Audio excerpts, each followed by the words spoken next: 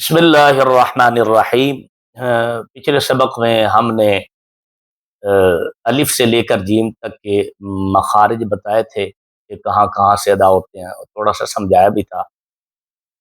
آج ہم ہا سے لے کر را تک مدنی قاعدے کی جو ہے نا مخارج کے حساب سے اگر ہم دیکھیں مفردات کی دوسری لائن شروع کریں گے۔ چلو جی پڑھتے ہیں۔ ہا ہا، منہ کوشش کرے منہ ٹیڑھا نہ ہو، میرا تھوڑا سا ہو گیا تھا، میں اس کو صحیح طریقے سے ادا کرنے کی کوشش کروں گا۔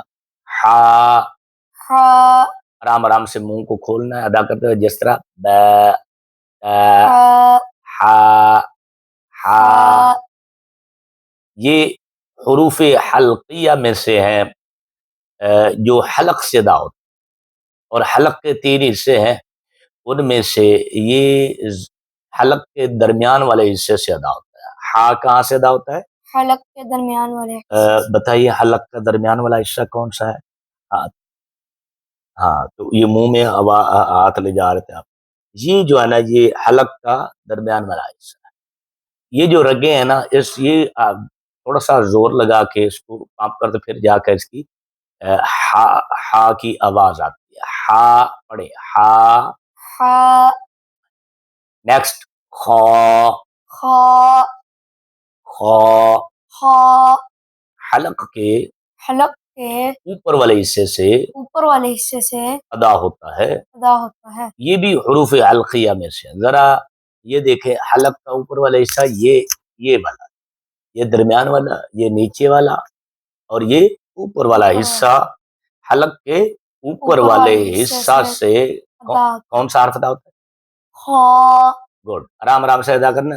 خا، خا اونٹ گول نہ کرنے دے اپنے طالب علم، اکثر طور پر غلطی کرتے ہیں، وہ خوا پڑھ جاتے ہیں۔ تو دیکھیے خوا نہ پڑھنے دیں، عادت بن جائے گی خا خا خا، ٹھیک ہے۔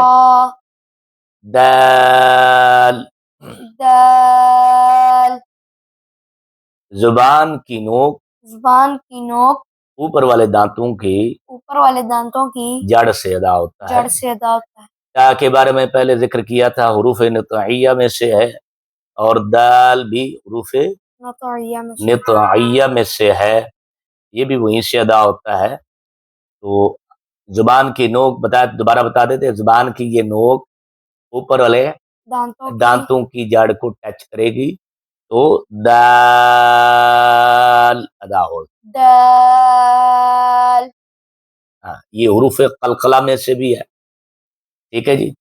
آگے پڑھتے ہیں جی، ریل، ریل اس کا مخرج ہے زبان کا سرہ، زبان کا سرہ اوپر والے دانتوں کے اندرونی کنارے کو ٹچ کرے گا تو ادا ہوگا۔ دوبارہ پڑھیں، آپ کی زبان ہونٹوں کو نہ لگے، کوشش کریں، اور زبان باہر بھی نہیں آنی چاہیے، کوشش کریں کیونکہ زبان اندر ہی رہے۔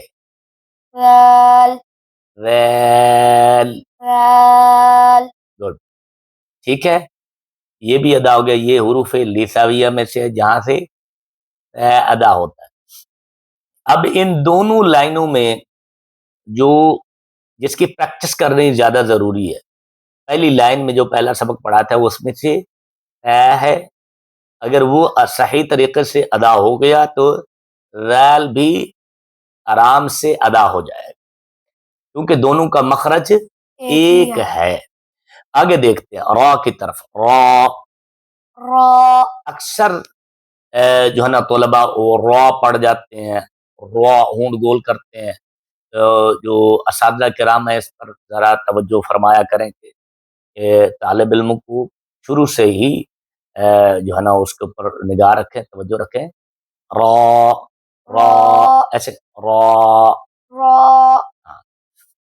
یہ تکرار سے ادا ہوتا ہے، اس میں تکرار ہے، یہ زیادہ اس کی پریکٹس کے لیے استعمال کرتے ہیں قراء۔